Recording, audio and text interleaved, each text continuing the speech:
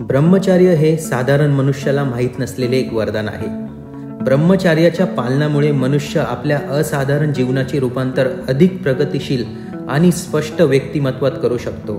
ब्रह्मचर्याचे पालन केल्यानंतर तुम्ही तुमच्या बौद्धिक क्षमतेमध्ये प्रचंड वाढ करू शकतात। तर ब्रह्मचर्यामध्ये एवढी ताकद आहे, तर ब्रह्मचर्य म्हणजे काय, त्याचे पालन कोण करू शकते आणि त्याचे पालन कशा प्रकारे केले पाहिजे हे आपण आज बघणार आहोत।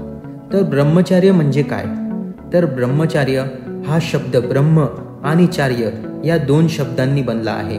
तर ब्रह्माच्या आचरणावरती चालणारा व्यक्ती हा ब्रह्मचारी मानला जातो।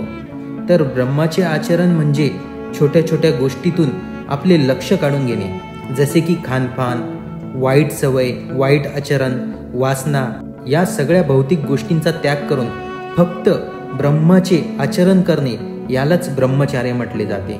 तर ब्रह्मचर्याचे पालन स्त्री पुरुष लहान मोठे कोणीही करू शकते। ब्रह्मचर्य हे फक्त एका विशिष्ट गोष्टीवर आधारित नसून ब्रह्मचर्य ही संपूर्ण जीवन जगण्याची एक कला आहे। तर ब्रह्मचर्याचे पालन कसे केले जाते हे आपण बघूया। तर कोणतेही असे तामसिक भोजन करू नये ज्याच्याने तुमचे मन उग्र होईल। कोणत्याही अशा वाईट गोष्टींचे आचरण करू नये की ज्याच्यामुळे तुमचे आचरण खराब होईल। तर कोणत्याही भौतिक गोष्टीला तुमच्या काम वासनेचे साधन म्हणून बघू नका।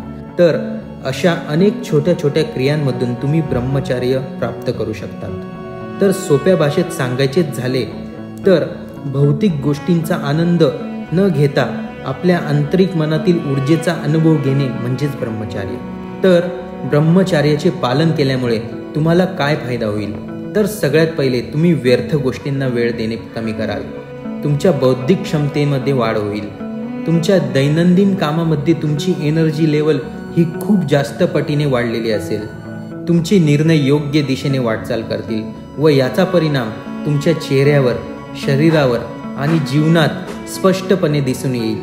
तर मग ब्रह्मचर्य काय आहे याची थोडीफार कल्पना तुम्हाला आली असेलच।